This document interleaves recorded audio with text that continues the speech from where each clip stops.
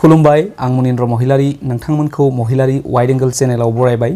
दिनैनि बे मोगामोगि आयदायाव आंजों लोगोआव दङ बर'नि मुंदांखा रोजाबगिरि मेथाइ खनगिरि माखासे बिथिङाव फावगिरि लोगोसे गोबां बर'नि सावथुनफ्रावबो एक्टिं खालामबोनाय बिथाङानो जाहैबाय जुरि बर' बिथांनि नबथिसिम आं फैदों बे मोगामोगि आयदायाव नोंथांमोना जुरि बर'नि माखासे मिन्थियै खोथाखौ बे मोगामोगि आयदानि गेजेरजों मिथिनो हागोन स' भिडिअखौ जोबजासिम नायलांबाय था स' बिनानाव जुरि बर' नोंथांखौ गिबियावनो महिलारी वाइड एंगल चेनेलाव बरायग्रोना लानाय जाबाय गिबियावनो बिनानाव नोंथांखौ नोंथांनि आबुं सिनायथिखौ होग्रोनानै खावलायनाय थाबाय खुलुमबाय आंनि मुङा मिस जुरि बर' गामि टटलापारा डिस्ट्रिक्ट उदालगुरि गोजोन्थों नोंथांनि आबुं सिनायथिखौ होनायनि थाखाय स' नोंथांमोना गोबाङानो मिथिखागौ बिथाङा नैबे समाव सोलिफु बोसोराव गोबां बर' हारिनि सुबुंफोरजों देंखोनि बा मेथाइ रोजाबनाय बा मेथाइ खननायाव गोबां अनसायजाबोदों आरो बिथाङा गोबां बर'नि सावथुनफ्रावबो एक्टिं खालामबोदों स' बिथांजों गोबां खोथाखौ मिथिनो थाखाय आं गिबियावनो नोंथांनि न'खरनि बागै बुंनो आं खावलायग्रोबाय जोंहा न'आव साबा गासै आफा आइ आंनि फंबाय ओमफ्राय आं ओमफ्राय आनै आरो जोंहा आफानि मुङा खगेन्द्र बर' आइनि मुङा सनेस्वरी बर' जोंहा फंबाय गोरबोखुंगुर बर' गोजोन फेमिलि दानिया आं नोंथांनाव सोंनो सानदों नोंथाङा बे मेथाइ रोजाबनायखौ माब्लानिफ्राय जुरिजेननाय आरो सोरनि थुलुंगाखौ मोननानै बे मेथाइ रोजाबनायाव थुलुंगा मोनजेनदोंमोन गिबियावनो आङो 2012आव आं जुरिजेनदों आंनि मेथाइ खननायखौ फार्स्टआवनो आङो माने मेथाइ खननो बिराद मोजां मोनखायोमोनखा उन्दैनिफ्रायनो ओरैनो सुर बोलाबायबाय थाखायोमोन आङो औ बिनिफ्राय आङो जोंहा आइ आफामोनाबो थुलुंगा होदों लोगोसे जोंहानि आदै जायो ओमफ्राय जों सार होनना बुङो एज ए टिचार बिथाङा दैमु खुंगुर बर' बिथाङा मोनसे मेथाइ लिरनानै आंखौ स्टुडिअ'आव खननो थाखाय थुलुंगा होदोंमोन आरो थिगानो दङ ओमफ्राय दासिम बेसेबांसो मेथाइ खनबोखो आं दासिम 11थासो जागोन 11थासो मेथाइ खनबाय आरो रेकर्डिं जाहैबाय ओमफ्राय दासान्दि निजेयैनो सुजुनाय मेथाइफोर दङ नामा आं सुजुनाय मेथाइ बिदि गैया जायखिजाया आंनिफ्राय मेथाइखौनो जोंहा आफाया लिरो गासै लिरिक्सफोरखौ टिउनफोरखौ बिथाङानो होजोबो आफायानो होयो आरो गोजोन्थों नोंथांमोना मिथिनो हाबाय बिथांनि जोनोमगिरि बिफा बिथाङानो बिथांनो मेथाइखौ लिरनानै होयो सुजुना होयो थ' बिथाङा बुंनो थाङोब्ला गावनि जोनोमगिरि बिफानिफ्रायबो माखासे माने थुलुंगा मोनबोदों बे बिथिङाव दानिया नोंथाङा मेथाइ रोजाबनायनि अनगायैबो माबे आयदाखौ मावनानै मोजां मोनो आं माने कालचारेल लाभार होननांसिगोन आरो आङो मेथाइ खननोबो मोजां मोनो प्लास मोसानाय ड्रामा माने गासैखौबो आं मोजां मोनो आं माने गासैखौबो खालामा नङा गासैखौबो खालामो आरो आङो मेथाइबो खनगोन ओमफ्राय लोगोसे आं मोसायोबो ड्रामाबो खालामो मोसानायाव माबाफोर क्लासिकेल लादोंमोन लादोंमोन आङो 2006निफ्राय 2010सिम आङो बिसारतखौ लादों कथक खालामदों आङो बिसारतआव थिगानो दङ माने कालचार लाभार बुंनाय लोगो लोगोनो बिथांनाव गासै गुनखौ आं मोनजोबनो हादों बिथाङा मेथाइबो खनबोगासिनो माखासे आयदायाव ड्रामाबो खालामबोदों आरो नोंथाङा बर'नि सावथुनफोराव एक्टिं खालामफेरबाय नामा बर'नि सावथुनाव आं एक्टिं खालामबाय बिदिनो मोननैयाव आं दङ मोननै फिल्माव गिबिया जादों सिमांनि हौवा गोदान ओमफ्राय मोनसेया रांखिनि बिहामजो बेवहाय फारि मा रल लादोंमोन आङो सिमांनि हौवा गोदानाव एक्ट्रेसनि आङो लोगो हिसाबै दंमोन ओमफ्राय नेक्स्टआव आरो माने मेन रलखौ आं मोननो हायाखैबाबो बेनिफ्राय आङो रांखिनि बिहामजोआव माने बे रांखिनि बिहामजोनि माने माबा आरोना आं माने बाजै लिंगोन आरो बे रांखिनि बिहामजोखौ थिगानो दङ ओमफ्राय बिथाङा बुंदों बर' सावथुनाव मोननै दा सोलिफु बोसोरनि मोननै बर' सावथुनाव बिथाङा एक्टिं खालामबाय इयुनाव बिथाङा सासे राफोद फावखुंग्रि महरै खामानि मावनो रेडि जागासिनो दङ स' बर' हारिनि सोरबाफोर जुदि मोजां प्रडिउसार दङबा बिथाङा गावनि गोरोबनाय जुदि स्क्रिप्ट मोनोब्ला इयुनाव खामानिखौ मावगोन आरो बिथाङा साखाफारा मानो होनब्ला बिथांनि बडि लेंगुवेज बिथांनि रायलायनाय फाव फेसनाव हमनो हायो बिथाङा सासे राफोद फावखुंग्रिनिबो बिथांनाव गोहोआ दङ बेखौ आं मिथिनो हाबाय स' नोंथाङा मेथाइ खननायजों लोगोसे दासान्दि मा खालामगासिनो दङ आं दासान्दि मेथाइथ' खनगासिनोखा लोगोसे आङो माने ओरैनो थास्लायस्लाय माने मा होनना बुंगोन स्कुलाव हाबनानै दं आरो एज ए टिचार औ आंनिया माने फरायनायाबो गैथ'लाखौनो होनजायो आं माने डिग्री पास खालामबाय डिग्रीखौ कमप्लिट खालामखांनायनि उनाव आं माने डिग्रीखौ आरो खनसे लाफिनदों मिउजिकआव बेखौबो कथक डान्सआव आं डिग्री लाफिनदों आरो मानोना आंनिया डिग्रीयानो मोननै जाबाय होननांसिगोन आरो डाबल डिग्री होननांसिगोन कथकखौ आङो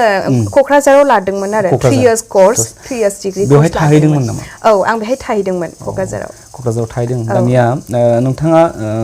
फैबाय थानाय बैसागो जोंनाथ' गेजेराव मास मोनसेल'सै स' नोंथाङा सासे रोजाबगिरि महरै फैबाय थानाय समाव बैसागो बोथोराव जोंनि गासै बर' हारिनि बा गुबुन गुबुन हारि हारिसानि मेथाइफोरखौ नैबे समाव बेसेबां प्रिपारेसन खालामबाय दङ आरो नोंथांमोननि बेन्डआ मबेनि गिबियावनो आंनि बेन्डआ माने डाइरेक्ट आंनि होननानैबो लानो हायाखै आङो मानोना आं दासो माने स्टार्टिं खालामजेनदों नालाय बेनिखाय आङो माने रङियानि हेमन्त आदा हेमन्त ओमफ्राय कुलेन आदा बिथांमोनजों आङो मेथाइ खनो बिसोरनि बेन्डआव आं मेथाइ खनो ओमफ्राय बोहैथि समाव बे बैसागो बोथोराव स्टेज पारफरमेन्स खालामनो थाखाय मा मेथाइनि सायाव आरो मा हारिनि मेथाइखौ रोजाबनो रेडि जागासिनो दङ आङो जोंनाथ' बर'आ थाखाबायखा ओमफ्राय एसामिस हिन्दी ओमफ्राय आदिबासि बिदिनो प्रिपेयार खालामगासिनो बेफोरनि मादावनो आं मोनसेखौ बुंनो नागिरदों बा नायगिरि बिथांमोननोबो एसे जास्ट माने भिउखौ होनो नागिरदों बेनो जाहैबाय फैबाय थानाय बैसागो बोथोराव रेडि खालामबाय थानाय दोंसे मेथाइनि सुंद' माबाखौ गारांखौ बोना होनो थाखाय आं खावलायबाय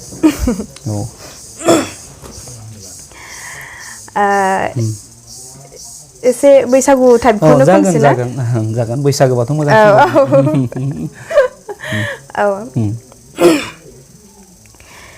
सेंग्रा मोजां गैला बुकिं बुकिं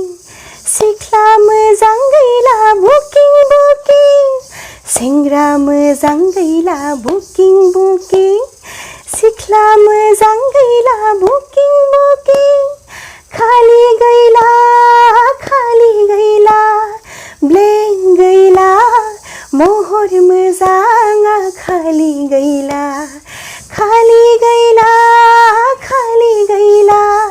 ब्लें गैला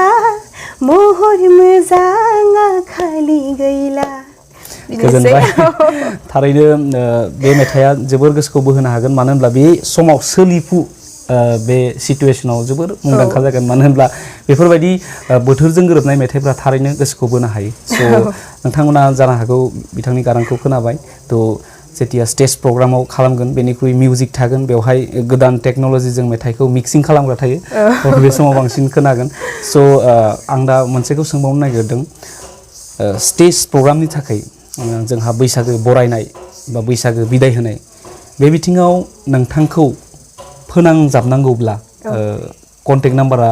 फारियै बुंलांनो हागोन नामा हागोन आंनि कन्टेक्ट नाम्बारा जाबाय 8011575037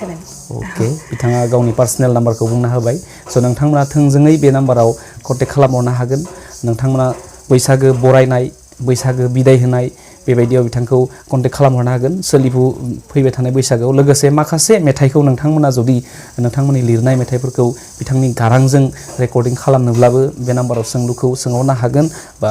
थोंजोङै कन्टेक्ट खालामहरनो हागोन नाथाय मोनसे खावलायनाय जिहेतुके बिथांनि पार्सनेल नाम्बार थ' नोंथांमोना जाहाथे आनवान्टेड कलफोरखौ खालामा बा बिथांखौ टेनसन होआ जाहाथे बेनि थाखाय उनाव आंबो खोन्था खोनानो मोननाङा बेखौ आं नोंथांमोननिफ्राय खावलायनाय थाखाबाय स' आरोबाव फ्रि टाइमाव मा खामानि मावना मोजां मोनो फ्रि टाइमाव आङो फार्स्ट आं उन्दुयो उन्दुयो मोजां मोनो ओमफ्राय आरो मेथाइ खनो आरो मेथाइखौ गुनगुनायबाय थायो न'आवनो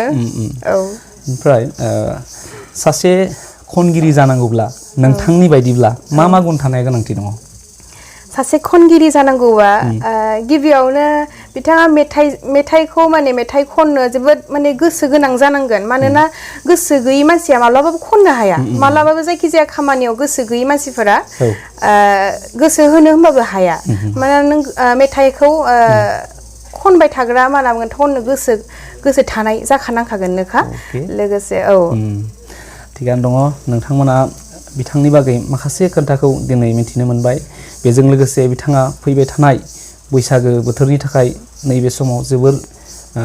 प्रिपारेसन खालामगासिनो दङ बिथाङा फारियै बर'नि अनगायैबो नेपालि बायदि बायदि हारि हारिसानि मेथाइखौ खननो थाखाय रेडि स' नोंथांमोना बिथांखौ एडभान्सै बुकिं खालामहरनो हागोन बिथाङा माने रेडि जागासिनो स' बिनानावा मेथाइ खननायनि अनगायैबो आरोबाव डेन्स ग्रुपफोरजों सोमोन्दो दङ नामा औ दं आंहा मा होनना बुंगोन जोंनियाथ' उदालगुरि जाहैबाय खिन्थु आं क'क्राझाराव थाहैदोंमोन नालाय बेनिखाय आंनिया लोगोफोरा गासैबो माने क'क्राझारनि बांसिन औ आङो जोंनिया माने मोननै ग्रुप दङ फार्स्टआवनो HP प्रडाक्शन बेयाव आङो डान्स खालामो बिनि उनाव सिख्रि सिख्ला डान्स ग्रुप बेयावबो आं खालामोमोन आरो ओमफ्राय दा आङो न'आव फैथ'नायखाय आङो थांनो हायाखै आरो बेसिम क'क्राझारसिम ओमफ्राय जोंहा मोनसे ग्रुप दङ ट्रेडिसनेल जोङो माने गोबां आउट अफ आसाम जोङो थांनानै प्रग्राम खालामो जेरै कलकाता महाराष्ट्र थांदों जयपुर बिहार बिदिनो थांनानै फैबाय आरो दिल्ली बिदिनो थांनानै फैबाय आरो जोङो थ' नोंथाङा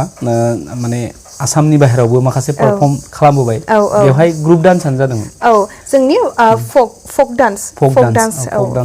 खालामदोंमोन औ थिगानो दङ जोंनि आसामनि बाहेरावबो बा बड'लेण्डनि बायजोआवबो नोंथांमोना नोंथांमोननि टेलेन्टखौ देखायहैनानै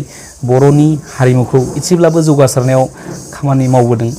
थ' गोजोननाय थाबाय बेबायदिनो नोंथाङा नोंथांनि केरियारखौ आवगायलांथों नोंथाङा इयुनाव सासे साक्सेसफुल मेथाइ खनगिरि महरै आरोबाव अनसायजाबावथों लोगोसे नोंथांनि जाफोर थांखि दङ फिउचाराव निजेखौ लानानै पार्सनेल खालामनानै बेफोर मोजाङै मोजां जाफुंथों बेखौ हास्थायदों लोगोसे फिन खेब महिलारि वाइड एंगल चेनेलनि नायगिरि नोंथांमोननिसिम मोनसे खावलायनाय नोंथांमोना थिखानाय बे नाम्बारखौ बिथांजों फोनांजाबनायाव जाहाथे गुरै आखु बाहायो मानो होनब्ला बिथाङा जोबोर बिजि पार्सन बिथाङा जोंनि बर' हारिनि सासे जाखांफु बा मुंदांखा रोजाबगिरि महरै गोबाङानो सिनायबाय आरो लोगोसे नोंथांमोना दिनै मोगा मोगि आयदायाव बिथांखौ नुनो मोनबाय आरो माखासे मिन्थिफेरै खोन्थाखौ नोंथांमोना मिथिनो हाबाय स' बिनानाव नोंथांनिसिम खेबसे मा बुंगोन महिलारि वाइड एंगल चेनेलनिफ्राय रोजा रोजा गोसो गोरबोनिफ्राय साबायखर बावनाय थाबाय मानो होनब्ला नोंथाङा बे बिजि समावब्लाबो दे जोंनो खाबु होबाय मोगा मोगि लानायाव बेनि थाखाय गोसो गोरबोनिफ्राय हामलायनाय थाबाय जाहाथे नोंनि फिउचारा मोजांनिख्रुइ मोजांसिन जालांनो हायो स' गासै नायगिरि लोगो नोंथांमोन दिनैनि मोगा मोगि आयदाखौ जों बेखिनियाव फोजोबनोसै गोजोन्थों जै बर' हारिनि जै